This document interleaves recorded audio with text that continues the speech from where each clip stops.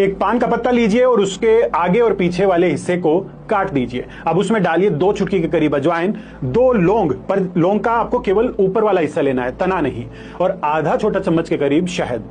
अब इस पान को बनाकर मुंह में रखिए, धीरे धीरे चबाते रहिए और धीरे धीरे इसका रस अंदर ही निकलते रहिए। छाती में जमा बलगम है, खांसी जा नहीं रही है, बस 5 से 7 दिन ये पान बनाकर आप ट्राई कर लो। पान बलगम को पतला करता है, वहीं अजवाइन उसे बाहर निकालने में आपकी सहायता करता है और शहद उसे जड़ से खत्म करने में आपकी सहायता करता है।